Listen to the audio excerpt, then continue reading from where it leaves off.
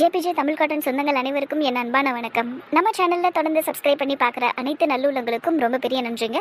புதுசாக சேனலில் பார்க்குறவங்களும் தயவுசெய்து சப்ஸ்கிரைப் பண்ணுங்கள். அதே மாதிரி சப்ஸ்கிரைப் பண்ணாமல் பார்க்குறவங்களும் ப்ளீஸ் சப்ஸ்கிரைப் பண்ணுங்கள். நீங்கள் சப்ஸ்கிரைப் பண்ணால் மட்டும்தான் இந்த சேனலுக்கு சப்போர்ட் பண்ண மாதிரி இருக்கும். அதே மாதிரி நம்ம வீடியோஸ்க்கெல்லாம் லைக் பண்ணுங்கள், கமெண்ட் பண்ணுங்கள், ஹைப் பண்ணுங்கள். ஹைப் பண்ணுறதன் மூலயமா இந்த வீடியோஸ் பல பேரை போய் சேரும். அதே மாதிரி சேனலை சப்ஸ்கிரைப் பண்ணிக்கோங்க, நோட்டிஃபிகேஷனையும் ஆன் பண்ணி வச்சுக்கோங்க. சரி வாங்க இன்னைக்கு வீடியோக்குள்ளே போகலாம்.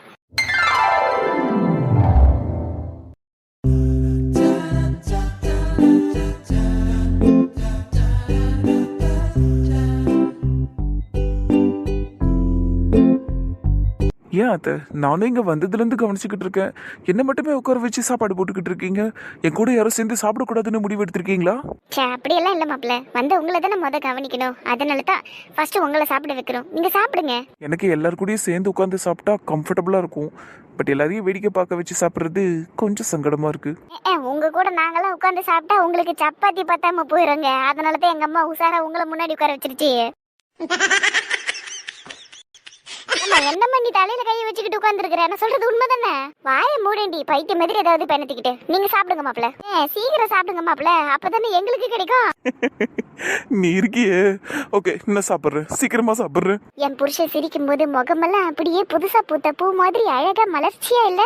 என் மேலரிச்சி வெறுப்பேத்த தெரியும், பசிக்குது. இப்போ அந்த ஆளு சும்மா சாப்பிட்டா கூட பரவாயில்ல. அட்டி, இந்த சப்பாத்தி சேஃப்டா இருக்குது, இந்த டால் பயங்கரமா இருக்குதுன்னு ஆரம்பிப்பான். ஐயோ, அது வேற 1 மணி நேரம் போகுமே இப்போ. அரே வா, செம்ம டேஸ்ட் அத்தை. அத்தை, as usual chapati soft and இந்த தால் மக்னி அட் இட்ஸ் பெஸ்ட் அத்தை. வேற லெவல் அத்தை. சொன்னல, நம்ம வயிற்றுச்சல வாரி கொட்டிப்போம் பாரு இப்போ உன் புருஷன். சும்மா இருடா, இருக்க முடியலையே என்னால. அத்தை, நேற்று நீங்க சமைச்ச நான் வெஜிடேரியனை விட இந்த தால் மக்கனியும் சப்பாத்தியும் வேற லெவல் அத்தை. அது எல்லாத்தையுமே இது தூக்கி சாப்பிட்டுருச்சு அத்தை. அந்த அளவுக்கு சூப்பரா இருக்கு. ஏன் மாப்பிள்ள அநியா இதுக்கு போய் சொல்றீங்க? நான் என்னடா போய் சொன்னேன்? பின்ன நேத்து சமைச்ச எல்லாத்தையும் இது தூக்கி சாப்பிட்டுருச்சுன்னு சொன்னீங்க. ஏன் மாப்பிள்ள, நேத்து சமைச்சதெல்லாம் நீங்க தானே சாப்பிட்டீங்க? அதானே, எப்படிங்க சோற சாப்பிடும்? ஏன் அத்தை, உங்க பசங்கள்லயே இதுங்க ரெண்டும் மட்டும் ஏன் இவ்வளவு மக்கங்களா இருக்குங்க? அதுங்க அப்படிதான்ப்பா, நீ கண்டுக்காத, நீ சாப்பிடுப்பா. சரிங்க அத்தை, அண்ட் தேங்க்யூ ஸோ மச் எனக்காக இந்த டிஷ்ஷை பண்ணதுக்கு. அண்ட் நாளைக்கு எனக்கு ஆலு பரோட்டா பண்ணி கொடுத்துருங்க. கண்டிப்பா மாப்பிள்ள, நானே அதான் பிளான் பண்ணிருந்தேன். தேங்க்யூ அத்தை, தேங்க்யூ ஸோ மச். அம்மா, என்னப்பா? நாளைக்கு மாப்பிள்ளைக்கு ஆலு பரோட்டா பண்ணும்போது எனக்கும் ஒரு 7 பரோட்டா பண்ணி கொடுத்துருங்கம்மா. எனக்கு ஒரு 8 பரோட்டா பண்ணி கொடுத்துருமா, சில்லி சிக்கனோட சேர்த்து. உங்க 2 பேருக்கும் மூளை இருக்கா இல்லைங்கன்னா வாடகைக்கு விட்டுட்டீங்களா மூளைய? ஆலு பரோட்டாங்கிறது சப்பாத்தியில பண்றது. Okay, it's not parotta. நீங்க தின்னுவீங்களே மைதா பரோட்டா, அது கிடையாது. ஸ்டூபிட்ஸ். ஐயோ, உன் புருஷன் ஓவரா பேசுறாரு. ஏதோ ஒரு நாள் 2 நாள் எங்க வீட்டுல சாப்பிட்டு ஓவர் சீன் விட்டாதீங்க. நாங்கெல்லாம் பிறந்ததுல இருந்து சாப்பிட்டுக்கிட்டு இருக்கோம் எல்லாத்தையும். ஆலு பரோட்டா என்னன்னு தெரியும், வெறும் பரோட்டா என்னன்னு தெரியும். எங்க அம்மா கிட்ட நாங்க கேட்டதே வெறும் பரோட்டா. கிரை பேபி போடி. ஏல்ப, உன் புருஷன் உன்னதான் திட்டுறாரு. அட வீடுறா, இதெல்லாம் ஒரு திட்ட. எவ்வளவோ வாங்கியிருக்கேன் நான். பாவண்டி மணி நீ. சரி, இதுக்கு மேல நம்ம எதுவும் பேசாம அமைதியா இருப்போண்டி. உன் புருஷன் அப்புறம் நம்ம கிட்ட பேச்சு கொடுத்தே சாப்பிட்ற நேரத்துக்கு இழுத்துக்கிட்டு இருப்பாரு. ஆமாண்டா, அதுவும் சரிதான். சைலண்டா இருப்போம். இதை நீங்க முன்னாடியே பண்ணிருக்கணும். நான் சொன்னா கேப்பியா மாட்டியா? என்ன வேணும் உனக்கு இப்போ? தங்கச்சி கிட்ட பேசுறா. டேய், ஏன்டா எல்லாம் என்ன டார்ச்சர் பண்ணிக்கிட்டு இருக்கீங்க? நான் தான் சொல்லிட்டேன்ல, உன் தங்கச்சிக்கும் எனக்கும் எல்லாம் முடிஞ்சிருச்சு, அவ்வளோதான். இதுக்கு மேலே அதில் பேசுறதுக்கு, அந்த உறவை புதுப்பிக்கிறதுக்கெல்லாம் ஒன்றும் கிடையாது, விட்டுருங்க. So is this your final கால்? அவ்வளோதான். நான் அவ்வளோதான். ஓகே மச்சான், உனக்கு இவ்வளோ திமிரு இருந்தா எனக்கும் திமிரு இருக்கு. ஒரு தங்கச்சிக்கு அண்ணங்கிற முறையில் எனக்கும் திமிரு இருக்கு. இங்கே பாரு, நானே என் தங்கச்சிக்கு இறங்கி மாப்பிள்ளையை பார்க்குறேன். இன்ஃபேக்ட் அப்பா மாப்பிள்ளையும் பார்த்துட்டாரு. இன்ஸ்பெக்டர் அவரு பேரு ஜேம்ஸு. ஜேம்ஸை பார்த்துருக்காரு. நானும் நாளைக்கு ஊரில் போய் ஜேம்ஸை பார்க்க போகிறேன். ஜேம்ஸா? சூப்பரு, நல்ல காம்பினேஷன் தான் உன் தங்கச்சிக்கும் அவருக்கும். போய் பார்த்து பேசி கல்யாணத்தை பண்ணி வச்சிருங்க. ஷிட், அசிங்கமா இல்லை உனக்கு இப்படிலாம் பேசுறதுக்கு? ஏண்டா, உனக்குலாம் வெக்கமாவே இல்லையாடா? இப்படி லவ் பண்ண பொண்ணை இன்னொருத்தருக்கு கொடுக்குறேன்ற? என்னமோ நானே அவளுக்கு மாப்பிள்ளையை பார்த்து கல்யாணம் பண்ணி வைக்க போற மாதிரி பேசிக்கிட்டு இருக்க. யாரா மாப்பிள்ளையை பார்த்துக்கிட்டு இருக்கிறது? நீங்களா இல்லை நானா? நாங்க பார்த்தா நீ அப்படியே விட்டுருவியா? இல்ல அவ்வளவுதான் உன் லவ்வா? உன் லவ்வுக்காக நீ சண்டையில போட மாட்டியா, போராட மாட்டியா? என்ன மானங்கெட்ட ஜென்மமா இருக்கடா நீ? நீ ஆவேசத்துல பேசுறன்னு தெரியுது. நீ இங்க பாடுறா, காலையில இருந்து சைட் ஒர்க்கு போயிட்டு வந்து பயங்கரமா முது ஒலிக்குது. அதனாலதான் நான் தரையில படுத்துக்கிட்டு இருக்கேன். என்ன டென்ஷன் பண்ணி மண்டை வலி ஏற்றி விட்டுறாத. உனக்கு மண்டை வலினா வரட்டும், இல்ல இந்த பாரு எனக்கு அசிங்கமா பேச வருது சொல்லிட்டேன். இங்க பாரு மச்சான், நீ ஏன் இப்படி இருக்க? ஏய் நீ உனக்கு என்னடா பிரச்சனை? What is your problem? உங்க ரெண்டு பேருக்கும் முதல்ல என்னடா ப்ராப்ளம் ஆச்சு? என்ன இஷ்யூனாவது சொல்லி தொலையேண்டா, நானாச்சும் சால்வ் பண்ண ட்ரை பண்றேன். இல்ல நந்தினியை வேணா நான் இங்க கூட்டிட்டு வரட்டாடா, அவகிட்ட நீ நேர்ல பேசுறியா? டேய் அதெல்லாம் நீ கூப்பிட்டா கூட அவ வரமாட்டாடா. டேய் உன் தங்கச்சி என்ன மூஞ்சிக்கு நேரம் என்னை பார்த்து வேணான்னு சொல்லிட்டா, சரியா? அப்படி இருக்கும்போது உன் லவ்வுக்காக வந்து சண்டை போடு, அதை போடு, இதை போடு நீக்கிட்டு இருக்க. உன் தங்கச்சிக்கு என் கூட சேர்ந்து இருக்கிறதுக்கு விருப்பம் இல்லை, வேணான்ட்டாடா அவ. எத்தனை முறை தான்டா திருப்பி திருப்பி நான் இதையே சொல்றது? என்னை வேணும்னே வெறுப்பேற்றுற மாதிரி இருக்குடா நீங்க பேசுறதெல்லாம். அவ கோவத்துல சொல்லியிருப்பாடா, உடனே நீ அதை கேட்பியா? வேணான்னு விட்டுட்டு போயிடுவியா? ஏண்டா அவளை வேற ஒருத்தவங்க கல்யாணம் பண்ணிக்க போறாங்கன்னு சொல்றேன், பரவாயில்ல பண்ணி வைங்கன்ற, அசிங்கமா இல்ல? டேய் அவ கோவத்துல நீ செத்து போயிடுன்னு சொல்லுவா, உடனே நீ ஓடி போய் செத்துருவியாடா? அவ சொன்னா நான் அதையும் செய்வேன்டா. யூ ஆர் இன்சேன் மச்சான், யூ ஆர் டோட்டலி இன்சேன். நீ உன்ன மாதிரி ஒரு பைத்தியக்காரனை நான் இந்த உலகத்திலேயே பார்த்ததே இல்லை. தேங்க்யூ ஸோ மச் மச்சான். ஆனால் உன் தங்கச்சி யாரை கல்யாணம் பண்ணிக்கிட்டாலும் ஐ டோன்ட் கேர். நான் அங்கே வந்து நிற்கவும் மாட்டேன், அவளுக்காக ஃபைட்டும் பண்ண மாட்டேன். Because it's useless. திரும்பி எப்படி சொல்கிறது, ஒரு கண்ணாடி உடஞ்சிருச்சுன்னு வையேன், அதை ஒட்ட வைக்கிறது கஷ்டம். அப்படியே ஒட்ட வச்சு நம்ம அதை பார்த்தாலும் நம்ம மூஞ்சி சரியாக தெரியாது. உன் தங்கச்சி எப்படி தெரியுமா, என் மனசுங்கிற கண்ணாடியை சுக்குநூறாக உடச்சிட்டா. இப்போல்லாம் அதை நான் ஒட்ட வச்சு மறுபடியும் அதை நான் ரிப்பேர்லாம் பண்ண முடியாதுடா. ரிப்பேர் பண்ண முடியாத அளவுக்கு டேமேஜ் ஆகி போச்சு. ஸோ அவள் வாழ்க்கையை அவள் நல்லபடியாக வாழட்டும்டா. இந்த பேர் ஆனால் இப்போ நான் ஒன்றே ஒன்று மட்டும் சொல்கிறேன் பாரு, ஷீஸ் மை லைஃப், அவ்வளோதான். அவள் மட்டும்தான் எனக்கு கடைசி வரைக்கும் என் மனசில் இருப்பாள், என் மனசில், என் கண்ணில், என்னோட ஒட்டுமொத்த உடம்புலையும். She will be with me forever. ஆனால் அவள் அப்படி இருக்கணும்னு அவசியம் இல்லை. அவளுக்குன்னு ஒரு நல்ல லைஃப் கிடைக்கட்டும், ஒரு நல்ல பையன் கல்யாணம் பண்ணிக்கிட்டோம். ஏன் அந்த ஜேம்ஸே கூட நல்லவர் தான், இல்லை வேறு யாரையாவது கூட பாருங்க, அவள் வாழ்க்கையை வாழட்டும். எனக்கு அது ஓகே தான். உன்ன மாதிரி ஒரு பைத்தியக்காரன் உலகத்திலே இருக்க முடியாதுடா. சரி வாட்டவர், இப்போ நீ சொல்லு, இதுதான் உன் ஃபைனல் முடிவா? ஆமாம். சரி மச்சான், இதுக்கு மேலே என் தங்கச்சியை பற்றி நான் உங்ககிட்ட பேச மாட்டேன். தேங்க்ஸ்டா. எரிச்சல் படுத்துற சந்தோஷ் நீ. என்னடா வேணும் உனக்கு? ரொம்ப ஓவரா சீனை ஓட்டிக்கிட்டு இருக்க.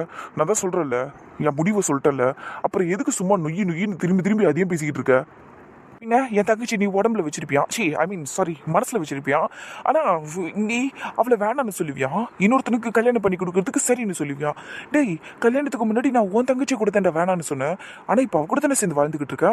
இன்ஃபேக்ட் நான் என் லவ் விட்டு கொடுக்கல தானே. நீ மட்டும் என்டா குரங்கு இப்படி இருக்க, மலை குரங்கு எவ்வளவு பெருசா இருக்கான் பாரு. சாவடிக்கிறாங்களே அவனும் தங்கச்சி என் வாழ்க்கையில.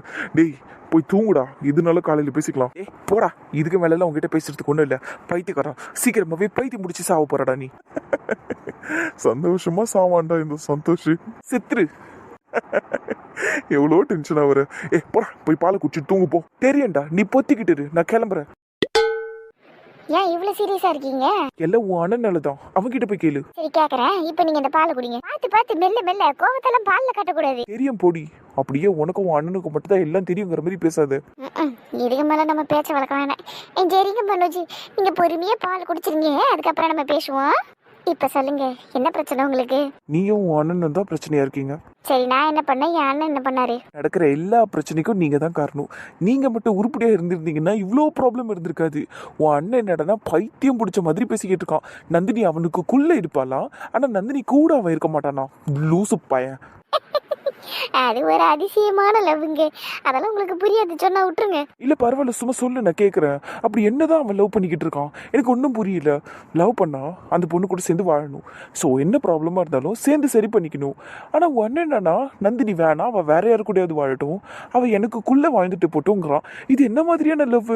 இல்ல நீ சொல்லுடி, நான் கேட்கறேன். இந்த பாருங்க, சிம்பிளா சொல்லணும்னா, என் அண்ணனோட காதலுங்கிறது ஒரு எட்டா கனி மாதிரி.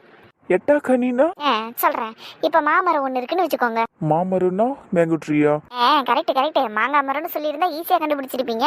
மாமரம்னு சொன்னதுனால கொஞ்சம் திணறீங்க, பட் இருந்தாலும் கரெக்ட். சரியா? அந்த மாங்காய் மரத்தோட உச்சியில ஒரு மாம்பழம் இருக்குமா, அந்த மாம்பழம் ரொம்ப சுவையா இருக்குமா. சரியா? ஸோ உச்சியில் இருக்க பழம் சுவையா இருக்கும். ஓகே, அதுக்கும் எட்டா கனிக்கும் என்ன சம்பந்தம்? என்ன ஆர்வம், எழுந்துட்டீங்க. சரி சொல்றேன். அந்த உச்சியில இருக்க பழம் உண்மையிலே ரொம்ப சுவையா இருக்கும். ஆனா மாங்காய் மரத்துல ஒரே ஒரு பழம் மட்டுமா இருக்கும்? அது எப்படி? நிறைய இருக்குமே, நானே பார்த்துருக்கேன். Correct, very good bye. இங்க பாருங்க, மாமரம்னா நிறைய பழம் இருக்கும், அதுல உச்சியில இருக்கிற கனி ரொம்ப சுவையா இருக்கும். சரியா? அதுக்கு பேர் தான் எட்டா கனி. ஆனா அந்த எட்டா கனியை எட்டி பிடிக்கணும்னு நிறைய பேர் ஆசைப்படுவாங்க, முயற்சி பண்ணுவாங்க. ஆனா அது கிடைக்காது. ஸோ கிடைக்காததுனால என்ன பண்ணுவாங்க, சைட்ல இருக்கிற பழத்தெல்லாம் பறிச்சுட்டு போயிடுவாங்க. ஆனா என் அண்ணன் என்ன பண்ணா, அந்த எட்டா கனி தான் எனக்கு வேணும், அது மட்டும் தான் எனக்கு வேணும்னு டார்கெட் பண்ணி அதை மட்டும் எய்ம் பண்ணி அதை பறிச்சுட்டான். சரியா? வா, உன் அண்ணன் பலே கில்லாடிதான். ஸோ இப்போ என்ன, உன் அண்ணன் அந்த பழத்தை சாப்பிட்டானா? எவ்வளோ இன்னசென்ட்டாக இருக்காரு பையன் புருஷன். இந்த பாருங்க, அந்த பழத்தை சாப்பிடல முடியாது. அப்புறம் எதுக்கு அந்த பழத்தை அவன் எடுக்கணும்? யாருக்குமே எடுக்க முடியல. அவன் எடுத்துட்டான்னா அதை அவன் சாப்பிட தானே செய்யணும். ஏங்க, அந்த பழத்தெல்லாம் சாப்பிட முடியாதுங்க, அது உங்க தங்கச்சிங்க. வாட்? என் தங்கச்சி ஒரு பழமா? ஆமா, அந்த எட்டக்கனி உங்க தொங்கச்சி தான். இந்த பாருங்க, இது கதையோட கரு, சரியா? அதை புரிஞ்சுக்குங்க. நான் சொன்ன எட்டக்கனி உங்க தங்கச்சி, சரியா? அதுக்கு நிறைய பேர் வாழை வீசினானுங்க, சரியா? நிறைய பேர் அவளை லவ் பண்ணணும்னு முயற்சி பண்ணானுங்க. சிலர் லவ்வும் பண்ணானுங்க. ஆனா அவ யாருக்கும் மசியல. கடைசி வரைக்கும் போராடி கஷ்டப்பட்டு அவளுக்காகவே தவ இருந்து ஒன் சைடாவே பல வருஷம் காதலிச்ச என் அண்ணனுக்கு தான் அவ கிடைச்சா. ஸோ அவ தான் அந்த எட்டக்கனி. கஷ்டப்பட்டு போராடினது தான் என் அண்ணன், புரியுதா? ஸோ என்னவென்றால், பல வருஷமா ஒன் சைடா லவ் பண்ணி கிடைப்பாளா கிடைக்க மாட்டாளான்னு ஒரு நாளும் ஏங்கி இருந்த என் அண்ணனுக்கு உங்க தங்கச்சி கிடைச்சது பெரிய வரப்பிரசாதம், பெரிய எட்டா கனி அது, சரியா? அது அவரை விட்டு போனாலும் சரி, அந்த லவ் அவரை விட்டு போகாது. ஏன்னா அதுக்காகவே அவர் வாழ்ந்துக்கிட்டு இருந்தாரு. ஸோ கடைசி வரைக்கும் அவள் இருந்தாலும் சரி இல்லைனாலும் சரி, அவர் அவள் நினைப்பாவே இருந்துட்டு போயிடுவார், அவ்வளோதான். சீரியஸ் அவ சொல்ற? அப்போ நந்தினி வேற யாரையாச்சும் கல்யாணம் பண்ணாலும் சந்தோஷ் யாரையும் கல்யாணம் பண்ணிக்காம கடைசி வரைக்கும் சிங்கிளாவே இருந்துருவானா? 100% அவர் தனியாவே இருந்துருவாரு. அவரால் முடியும் அது. அது எப்படி நீ இவ்வளோ கான்ஃபிடென்ட்டா சொல்ற? நான் மட்டும் இல்லை, ராகுல் கிட்டே போய் நீங்கள் கேட்டாலும் அவனும் அதை தான் சொல்லுவான். ஏன்னா என் அண்ணனோட லவ்வை நாங்கள் சின்ன வயசுலேருந்தே பார்த்துருக்கோங்க. நந்தினியா என் அண்ணன் ரொம்ப லவ் பண்ணிச்சு, இப்போ வரைக்கும் லவ் பண்ணிக்கிட்டு தான் இருக்குது. அவளோட சின்ன சின்ன விஷயத்தெல்லாம் என் அண்ணன் அழகாக ஞாபகம் வச்சுக்கும். அவள் எப்போ வயசுக்கு வந்தாங்கிற டேட்டெல்லாம் கூட என் அண்ணனுக்கு தெரியுமே, அந்தளவுக்கு தெரியுன்றேன். ரொம்ப டீப்பாக இருக்கு. ஆமாங்க, அது கூட பெரிய விஷயம் இல்லை. ஏன்னா முறை வயசுக்கு வரத நிறைய பேர் ஞாபகம் வச்சுப்பாங்க. என் அண்ணன் ஞாபகம் வச்சுக்கிறதுல பெரிய விஷயம் இல்லைன்னு கூட சொல்லிடலாம். ஆனால் மாதம் மாதம் நந்தினிக்கு எப்போ சைக்கிள் ஆகுதுன்னு கூட அண்ணனுக்கு நல்லா தெரியும். அந்த அளவுக்கு அவளை பற்றி தெரிஞ்சு வச்சிருக்கிறான். என்னடி சொல்ற? எனக்கு தெரியுங்க, அதனால தான் சொல்கிறேன். இப்படி கூடவா இருப்பாங்க? என் அண்ணன் இருக்கிறானே, என்ன பண்ணுறது? சரி, சந்தோஷ் நந்தினியை இந்த அளவுக்கு லவ் பண்றான், இவ்வளவு விஷயத்த தெரிஞ்சு வச்சுக்கிறான்னு நந்தினிக்கு தெரியுமா? ஏன் தெரியாம? எல்லாம் தெரியும் அவளுக்கு. அதுவும் இல்லாமல் சின்ன வயசுல எங்கள் அண்ணன் அவளை எந்த அளவுக்கு லவ் பண்ணாருங்கிற விஷயம் எல்லாத்தையும் ஒன்று விடாமல் நாங்கள் சொல்லியிருக்கோம். அவளுக்கு எல்லாம் தெரியும். ஓஹோ, அப்ப ஏன் சௌமியா விஷயத்துல நந்தினி சந்தோஷ் மேல நம்பிக்கையே இல்லாத மாதிரி பேசினா? அவன் அந்த கிஸ்ஸை என்ஜாய் பண்ணான்னுலாம் சொல்லிட்டா. அதெல்லாம் ஏன் பேசியிருக்கணும்? நந்தினி மேலதான் சந்தோஷுக்கு பைத்தியம்னு தெரியும்ல. அப்படி இருக்கும்போது ஏன் அப்படி பேசணும் நந்தினி? நம்பிக்கை இல்லாமலாம் இல்லை, அவளுக்கு நம்பிக்கைலாம் இருக்குது. ஆனாலும் பொசசிவ்னஸ் அதிகமாக இருக்குது. அதனால தான் அது என்னவோ தெரில, அந்த பைத்தியக்காரி என் அண்ணன் மேலே வெறியாகிறா. அதனால் என் அண்ணங்கிட்ட சௌமியா நெருங்கினாலே அவளுக்கு கோவம் வருது. 2 பேரும் காலேஜ் ஃப்ரெண்ட்ஸு. அதனால் இந்த வாடா போடா வாடி போடின்னு பேசுகிறதெல்லாம் பெரிய விஷயம் இல்லை. ஆனால் நந்தினிக்கு அது பெரிய விஷயமா இருக்குது. ஏன்னா அண்ணன் அவளுக்கு அந்த உரிமையை கொடுக்க மாட்டாரு பாருங்கள். என் அண்ணன் மேலே அவளுக்கு ஃபுல் உரிமையை எடுத்துக்கணும்னு ஆசை. அதை அண்ணன் கொடுக்க மாட்டேங்கிறாரு. அது அவளுக்கு பிரச்சனையாகுது. அண்ணங்கிட்டையும் நாங்கள் அதை சம்மந்தமாக பேசிடுவோம். அண்ணனும் மாற்றிக்கிறேன் அப்படி இப்படின்னு சொல்லிச்சு. ஆனால் அதுக்குள்ளே ஏகப்பட்ட பிரச்சனை ஆகிப்போச்சு. 2 பேர் பிரிஞ்சுட்டாங்க. ஏன் பாப்பா, 2 பேருக்குமே ஒருத்தர் மேலே ஒருத்தர் லவ் அதிகமாக இருக்குன்னு நல்லாவே தெரியுது. அப்படி இருக்கும்போது எதுக்கு இந்த சண்டையெல்லாம்? எல்லாத்தையும் விட்டுட்டு 2 பேரும் சேரலாம்ல. அங்கே தான் விதி ட்விஸ்ட் வச்சு தப்பா குதாடுதி. இவ்வளோ லவ் இருக்கீங்களா, இந்த பிரச்சனை வாங்கிக்க அப்படின்னு 2 பேருக்குள்ளேயும் பிரச்சனையை உண்டு பண்ணிடுச்சு. இந்த பாருங்க, அவங்க பிரச்சனையெல்லாம் நம்ம சரி பண்ணவே முடியாது. 2 பேரும் அடிச்சுக்கிட்டு அவங்களா சரி பண்ணிக்கிட்டா தான் உண்டு. அது வரைக்கும் நடக்கிற நாடகத்தை நம்ம பார்த்துக்கிட்டு தான் இருக்கணும். சரி பாப்பா, அப்போ நீ சொன்ன மாதிரியே நம்மளும் வேடிக்கை பார்க்கலாம். 2 பேரும் சேர்றாங்களான்னு பார்ப்போம். பிரச்சனை கையை மீறி போச்சுன்னா அப்போ நம்ம ஏதாவது பண்ணுவோம். சரி சரி. நீ இந்த மாதிரி பேசும்போதெல்லாம் இவ்வளோ அழகாக இருக்க தெரியுமா? தேங்க்யூ. ஆனால் நீங்கள்லாம் உண்மையிலே விசித்திர ஜென்மமாக இருக்கீங்க தெரியுமா? நீயா இப்படியெல்லாம் இருக்கிறன்னு எனக்கு இப்போ ஃபீல் ஆகுது. இதே நீ தான் ஒரு 2 மாதத்துக்கு முன்னாடி வரைக்கும் பயங்கரமான வில்லியாக இருந்த. எனக்கெல்லாம் உன்னை பார்த்தாலே எரிச்சலாக இருந்தது. இப்போ கூட அப்பப்போ எரிச்சல் ஆகுது. பட் ஸ்டில் ரொம்ப சந்தோஷமா இருக்கு. இப்போ மாற்றம் ஒன்றே மாறாதது. அது என்னமோ கரெக்டு தான். சரி, அப்போ தூங்கலாமா? ரொம்ப நேரமா பேசிட்டோம். தூங்கலாம். எனக்குமே ரொம்ப டயர்டாக இருக்கு. Good night. இந்த பாருங்க, தேவையில்லாம டென்ஷன் ஆகாதீங்க. நம்ம பாரு நாளைக்கு வரேன்னு சொல்லியிருக்கு. அதுக்கிட்ட பேசிக்கலாம், நம்ம நேரில் பேசிக்கலாம். பாருக்கிட்ட பேசி என்னம்மா பிரயோஜனம்? அதெல்லாம் என்ன பண்ண முடியும்? அது புலம்பிக்கிட்டு இருக்கோம், நம்மள மாதிரி புலம்பிக்கிட்டு இருக்கோம். அதை தவிர வேற ஒன்றும் பண்ண முடியாது. அதால அது புருஷனை கண்ட்ரோல் பண்ணவும் முடியாது. அது என்ன சொன்னாலும் அவன் கேட்கவும் போறது இல்லை. அப்படி இருக்கும்போது பாருக்கிட்ட பேசுறதுல பிரயோஜனமே இல்லை. அதால அங்கே இருக்க முடியலன்ட்டு தான் நாளைக்கு கிளம்பி வருது. செவ்வாய்க்கிழமையே வருது, வெள்ளிக்கிழமை வைக்க போற பொங்கலுக்கு. என்ன பண்றது? இப்போ நான் என்ன பண்றது? பேசாம சிவகுமார் ஃபோன் பண்ணி வர சொல்லு. அவன்கிட்ட பேசினா தான் சரிப்பட்டு வரும். ஏன்னா அவன் வந்து என்ன பைத்தியக்கார வேலையெல்லாம் பண்ணிக்கிட்டு இருக்கான்? கூப்பிட்டு பார்க்குறேங்க, வந்தாருன்னா பேசலாம், இல்லைன்னா நாமளே நேரில் போய் பேசுவோம். ஆனால் நம்ம பேசி என்னங்க பிரயோஜனம்? ஒரு பக்கம் பசங்களே ரெண்டும் அமைதியாக இருக்குது பார்த்தீங்களா? நந்தினியும் மாப்பிள்ளை பார்க்குற விஷயத்தில் எந்த எதிர்ப்பையும் காட்டலையாம். இதோ இங்கே சந்தோஷுக்கு விஷயம் தெரிஞ்சும் அவன் அமைதியாக இருக்காங்க. இந்நேரம் அவன் அங்கே போயிருக்கணும்ல, இல்லை நந்தினிக்கிட்டேயாச்சும் பேசியிருக்கணும், இல்லை அண்ணங்கிட்டையாவது பேசியிருக்கணும். அவனும் அமைதியாக இருக்கான். இத்தனைக்கும் மாப்பிள்ளை கிட்ட என்ன திரும்ப சொல்லியிருக்கான், நந்தினி யார் கல்யாணம் பண்ணாலும் பிரச்சனை இல்லைங்கிற மாதிரி சொல்லியிருக்காங்க. நம்ம பிள்ளையே இப்படி சொல்லிட்டு உட்காந்துருக்கான். இப்போ நம்ம யார்கிட்ட போய் என்னென்ன பேசுறது சொல்லுங்க? இப்படி வேணான்னு விட்டு கொடுத்து இருக்கிறதுக்கா 2 பேரும் விழுந்து விழுந்து லவ் பண்ணாங்க? சரி, அந்த பொண்ணு கூட விடா. அந்த பொண்ணுக்கு முன் கோவம் அதிகம். அந்த பொண்ணுக்கு நிறைய கோவம் வரும், இஷ்டத்துக்கு பேசும். அவங்க அப்பனை மாதிரியே அது சடால்னு முடிவு எடுக்கும். அதெல்லாம் நம்மளுக்கு தெரிஞ்ச விஷயம்தான். உன் புள்ள அப்படியே சாந்த சுருபியாச்சே, அப்படியே அமைதியை மறு உருவம்ங்கிற மாதிரி தானே இருப்பான். அவனுக்கு எங்கடி போச்சு உன் புத்தி? இல்லை, இதில் என்ன சொல்லுவான், சின்ன வயசுலேருந்து நான் நந்தினியை உயிராக லவ் பண்ணப்பா, அவளை ஒன் சைடாகவே பல வருஷம் லவ் பண்ணப்பா, நந்தினி எனக்கு வரப்பிரசாதம் பொக்கிஷம் அது இதுன்னு அளந்து விடுவானேடி அவன். இப்போ எப்படி வரப்பிரசாதத்தை தூக்கி இன்னொருத்தவங்களுக்கு கொடுக்குறான், பரவாயில்லங்கிறான்? எப்படி இது? இல்லை, எனக்கு புரியலையே. இது என்ன ஒரு மனநிலைடி இதெல்லாம்? ச்சே, எரிச்சலாக வருதுடி எனக்கு. அதுதாங்க எனக்குமே அதிர்ச்சியாக இருக்குது. நந்தினி அவனை வேணான்னு சொன்னதெல்லாம் கூட பெருசாக படலை. சந்தோஷ் வேணான்னு சொன்னது தான் ரொம்ப ரொம்ப ரொம்ப ஷாக்கிங்காக இருக்குது. அன்றைக்கி கோயிலுக்கு போகணும்ல எல்லாரும், அன்றைக்கி வெளியில் அவள் செருப்பு போடும்போது என்ன பண்ணா, அந்த பொண்ணு பெல்ட்டு போட்ட செருப்பு தான் போட்டுட்டு வந்தா போல்.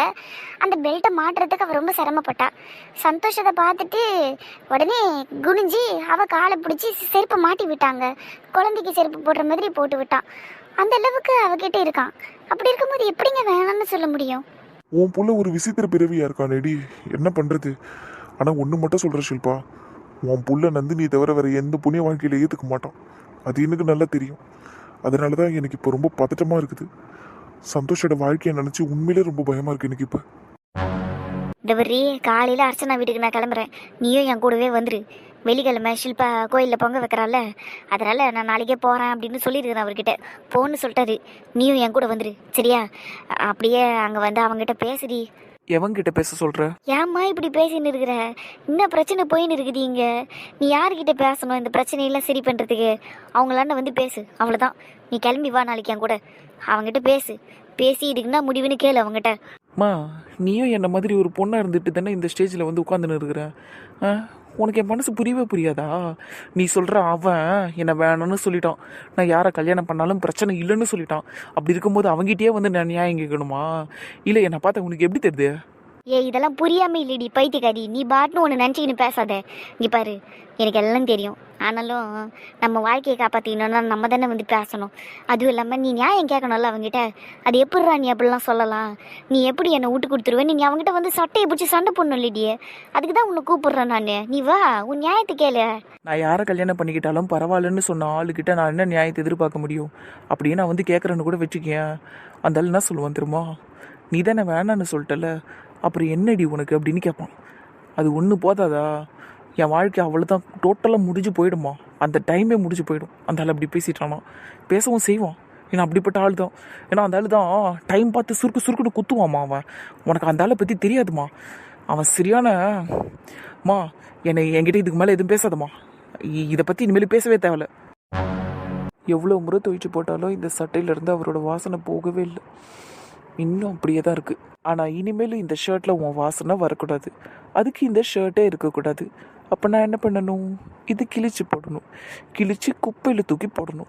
நீ என்ன போட்டுட்டல வேணான்னு குப்பை மாதிரி. அப்போ நானும் ஒன்று தூக்கி குப்பையில் தானே போடணும். இரு போடுறேன். ஆனால் கடைசியாக இந்த ஷர்ட்டை ஒருத்தர் ஒன்று பார்த்துக்கிறேன். நான் எப்படி பிடிச்சிக்கிறேன் கொஞ்ச நேரம். ஏன்னா இது தானே என்னை ஆறுதல் படுத்துச்சு. நீ வேணான்னு போனல, அதுக்கப்புறமா இந்த ஷர்ட் என் கூடவே இருந்துச்சுல்ல, அதனால் கொஞ்ச நேரம் மட்டும் வச்சுக்கிறேன், சரியா? நான் யாரை கல்யாணம் பண்ணாலும் பரவாயில்லன்னு தானே சொன்னேன். சரி, ஆரம்பிக்கலாமா?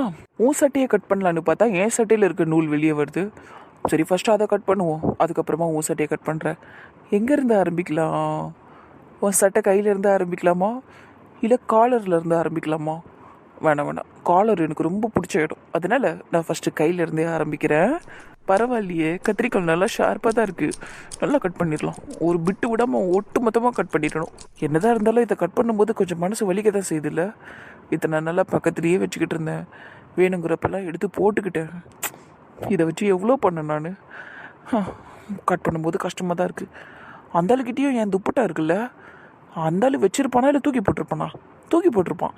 என்னையே வேணான்ட்டா, என் துப்பட்டா வச்சு என்ன பண்ண போகிறான்? சரி, மனசை கொஞ்சம் கல்லாக்கிக்கிறது நீ. இதெல்லாம் உனக்கு தேவை. கல்லாக்கிக்க. நீ கல் மாதிரி தான் இருக்கணும் இனிமேல். சரியா? கட் பண்ணு. A few moments later. ஒரு சட்டையை கட் பண்ணுறது இவ்வளோ கஷ்டமா? இவ்வளோ கை வலிக்குது பா. கொஞ்ச நேரம் ரெஸ்ட் எடுத்து கட் பண்ணலாமா? இல்லை வேணாம், கட் பண்ணிடலாம். அப்புறம் மனசு மாறிட போகுது. அப்புறம் இது அறந்த வாலாட்ட தொங்குது இல்லை, இதை வச்சுக்கிட்டு கூட நான் சுற்றுவேன் பைத்தியம் மாதிரி. அதனால் கட் பண்ணிடுவோம். கட் பண்ண நந்தினி, என்னானாலும் சரி, கையே உடஞ்சி போனாலும் சரி, இதை கட் பண்ணு. கட் பண்ணி தூக்கி அடிச்சிரு. என்னோட இந்த 23 வயசில் என் வாழ்க்கையில் நான் நிறைய பேர் பார்த்துருப்பேன். ஆனால் உன்ன மாதிரி ஒரு ஆளை நான் பார்த்ததே இல்லை. நீ ஒரு மோசமான ஆள், நல்லவன் மாதிரி இருக்கிற மோசமான ஆள். நீ எல்லாம் இருக்கவே கூடாது. போ, கட் பண்ணுற இரு. உன்னை கட் பண்ணிக்கிட்டே இருப்பேன். ஒரு வழியாக முடிச்சிட்டேன். சூப்பரில் குட்டி குட்டி பீஸாக ஆக்கிட்டேன். இப்போ இதை குப்பையில் போடுறதுக்கும் ஈஸியாக இருக்கும். இல்லை கொளுத்தி கூட போட்டுடலாம், ஒன்றும் தப்பு இல்லை. சூப்பராக கட் பண்ணியிருக்கேன்ல, குட்டி குட்டியாக அழகாக. இதெல்லாம் கவரில் போட்டு குப்பையில் தூக்கி போட்டுடலாமா? இல்லை அந்த ஆளுக்கிட்டேயே போய் கொடுத்துடலாமா? இதை அப்படியே எடுத்து அவன் மூஞ்சில் வீசிடலாம். சூப்பராக இருக்கும் இன்னும். ஆனால் வேணாம், அதில் வேணாம், நல்லா இருக்காது. அந்த ஆளு இதோட நான் பார்க்கவே கூடாது, அவன்கிட்ட பேசவும் கூடாது. ஸோ இதை குப்பையிலேயே போட்டுடலாம். கரெக்டு, குப்பையில் போட்டுடலாம். இதோட உனக்கு எனக்கு இருந்த எல்லா பந்தமும் முடிஞ்சு போச்சு சந்தோஷ். இந்த சட்டையை தூக்கி குப்பையில் போடும்போதே உன்னை பற்றின ஞாபகத்தையும் நான் தூக்கி போட்டுருவேன். அவ்வளோதான்.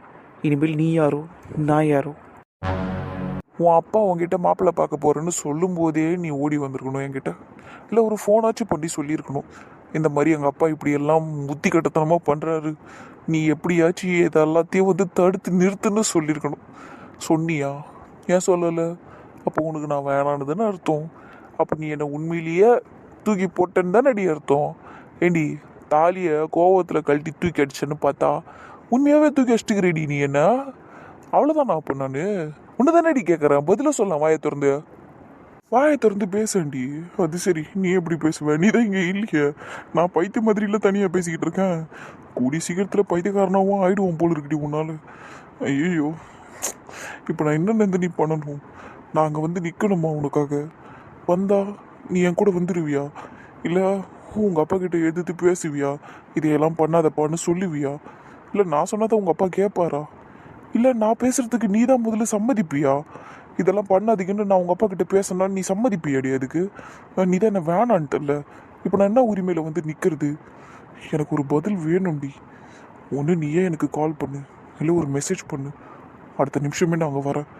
அப்படி இல்லைன்னா நான் நடக்கிற எல்லாத்தையும் வேடிக்கை பார்க்கறத தவிர வேறு வழி இல்லடி எனக்கு. என்னை மாதிரி ஒருத்தன் கூட எந்த பொண்ணாலையும் வாழ முடியாதுன்னு சொல்லிட்டேன். உன்னாலே என்னோட சந்தோஷமாக இருக்க முடியாதுன்னு சொல்லிட்டேன், நிம்மதி இருக்காதுன்னு சொல்லிட்டேன். நான் கட்டின தாலியை தூக்கி எரிஞ்சிட்டேன், என் மேலே லவ்வே இல்லைன்னு சொல்லிட்டேன். நீ நிறைய பேசிட்டடி, ஆனாலும் எனக்கு நீ தான் வேணும். நான் கடைசி வரைக்கும் உன்னை நினச்சிக்கிட்டே தான் இருப்பேன். அதுதான் என் வாழ்க்கை, அவ்வளோதான். ஆனால் உனக்கு நான் வேணும்னா ஒரே ஒரு மெசேஜ் மட்டும் பண்ணடி. நான் வருவேன், கண்டிப்பாக வருவேன். நம்ம எல்லாத்தையும் மறந்துட்டு புதுசாக ஆரம்பிக்கலாம், அப்புறமா கூட சண்டை போடலாம். ஆனால் இப்போதைக்கு நடக்கிற பிரச்சனையை சால்வ் பண்ணணும்னா நீ தான் நந்தினி என்கிட்ட வரணும். அதுதான் நியாயமாகவும் இருக்கும். நீ வா, நான் வெயிட் பண்ணுறேன். இல்லைன்னா நடக்கிறதெல்லாம் நான் வேடிக்கை தான் பார்த்துக்கிட்டு இருப்பேன். என்னால் ஒன்றும் பண்ண முடியாது, பண்ணவே முடியாது. நான் ரொம்ப அதிகமாக ஆசைப்பட்டு ரொம்ப அன்பு வச்ச விஷயமே நீ மட்டும்தான். என் அம்மாவை விட எனக்கு உன் மேலே தான் நிறைய அன்பு இருக்குது, காதல் இருக்குது, எல்லாமே இருக்குது. இதை நான் கடைசி வரைக்கும் அப்படியே தான் வச்சுப்பேன். இந்த அன்பு மாறவே மாறாது. நீ என்னை என்ன சொன்னாலும் சரி, நீ மேலே எவ்வளோ கோவப்பட்டாலும் சரி, அந்த அன்பு போவே போகாது, கடைசி வரைக்கும் போகாது. நான் உனக்காக வெயிட் பண்ணிக்கிட்டே இருப்பேன், கடைசி வரைக்கும் வெயிட் பண்ணுவேன். ஆனால் நீ தான் என்கிட்ட வரணும், அவ்வளோதான். அவ்வளோதான் நான் சொல்லுவேன். இதிலிருந்து நான் பின்வாங்கவே மாட்டேன்டி. என்ன நடந்தாலும் சரி, உனக்கு நான் வேணும்னா நீ தான் என்கிட்ட வரணும்.